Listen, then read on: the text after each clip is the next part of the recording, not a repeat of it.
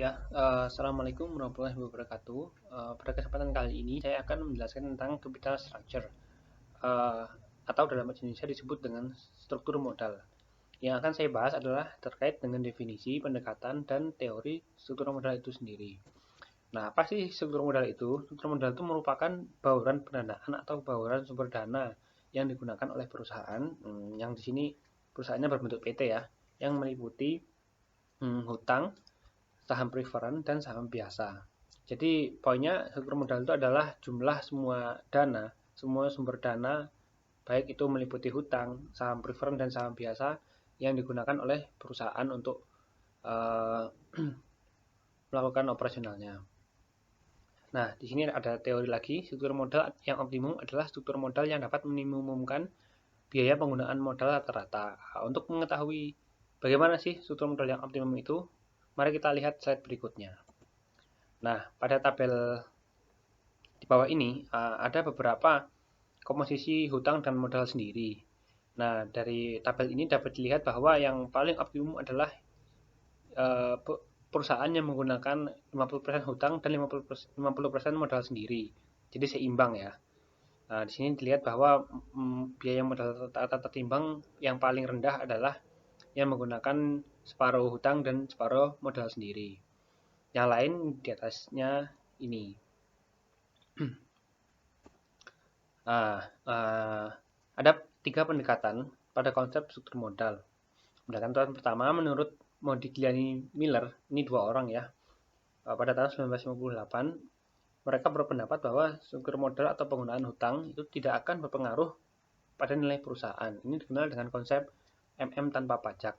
Kemudian tahun 1963 mereka mengupgrade teorinya dengan menambahkan pajak yang ada terhadap penghasilan perusahaan. Jadi yang kedua ini dikenal dengan teori MM dengan pajak. Tahun 1976, Miller, ini salah satu dari mereka, juga menyempurnakan pendekatan sebelumnya yang ia rumuskan bersama Modigliani. Hal ini dengan memperhitungkan 1. Pajak penghasilan dari saham, 2. Pajak penghasilan dari obligasi. Nah, kita masuk ke teori struktur modal ya. Mungkin ada beberapa sumber yang menyebutkan nggak hanya 5 ini, ada beberapa. Cuman di sini saya ambil yang mungkin paling umum ya, yang paling banyak dibahas di buku-buku yang mungkin saya baca. Jadi yang pertama ada signaling theory. Nah, signaling teori ini adalah satu tindakan yang diambil oleh manajemen perusahaan untuk memberi sinyal bagi investor tentang bagaimana manajemen itu memandang perusahaan. Jadi biasanya perusahaan yang kurang menguntungkan akan cenderung menjual dan menawarkan sahamnya juga lebih banyak dari biasanya. Jadi biasanya kalau teman-teman suka main modal ya, main apa, saham, mungkin kalau lihat ada perusahaan yang dia jualnya banyak banget sih, lembar sahamnya menjual banyak saham tuh mungkin salah satu sinyal mungkin mereka sedang kurang baik ya keuangannya gitu. Yang kedua adalah packing order theory. Nah, ini jadi perusahaan itu lebih menyukai pendanaan internal ya, pendanaan dari hasil operasi perusahaan yang berbentuk laba ditahan. Kemudian kalau misalnya diperlukan, maka pendanaan dari luar itu mereka akan menerbitkan sekuritas yang paling aman dahulu ya, mulai dari obligasi, kemudian obligasi konversi, baru yang terakhir adalah saham. Jadi mereka saham itu akan dikeluarkan di akhir-akhir ya. Kalau misalnya dirasa memang perlu, baru mereka mengeluarkan saham. Kemudian ada teori trade off ya. Nah, ini teori trade off ini struktur modalnya yang optimal dapat ditentukan dengan menyeimbangkan keuntungan penggunaan hutang atau tax shield benefits of leverage dengan biaya finansial distress dan agensi problem. Nah, financial distress ini adalah kondisi di mana perusahaan mengalami kesulitan keuangan dan terancam bangkrut. Nah, pada umumnya terjadi karena peningkatan penggunaan hutang. Jadi, financial distress ini mungkin sekarang ya di zaman-zaman pandemi gini lagi beberapa perusahaan kesulitan keuangan, mungkin hal seperti ini sering terjadi ya. Jadi teorinya, 1, perusahaan yang punya aktiva tinggi memiliki aktiva yang tinggi variabilitas keuntungannya, maka akan menggunakan sedikit hutang.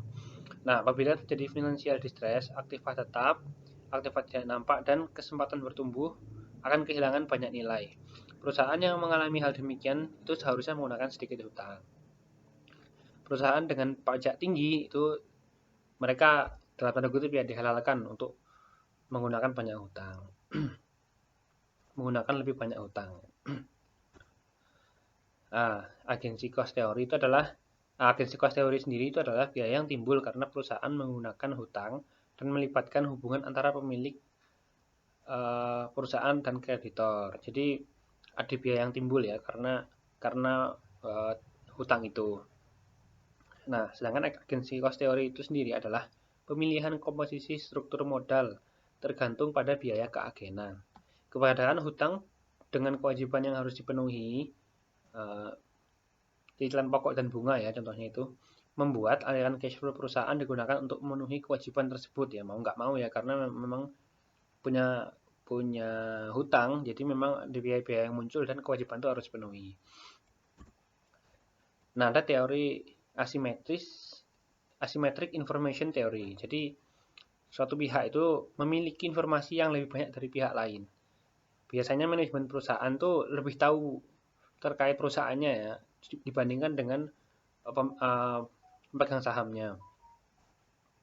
Jadi manajemen perusahaan tuh ingin maksimalkan nilai untuk pemegang saham, maka akan ada kecenderungan bahwa satu, jika perusahaan memiliki prospek yang cerah, manajemen itu tidak akan menerbitkan saham baru ya, tapi menggunakan laba ditahan. Jadi laba ditahannya itu lebih dipakai daripada opsinya itu lebih dipakai daripada dia menerbitkan saham baru. Kalau manajemen itu merasa prospeknya lagi kurang baik, mereka akan menerbitkan saham baru untuk ya tadi memperoleh dana. Ya mungkin itu aja dari saya terkait struktur modal ya, dari definisi, pendekatan dan teorinya. Terima kasih. Silakan bila ada pertanyaan, tanggapan maupun saran. Terima kasih. Wassalamualaikum warahmatullahi wabarakatuh.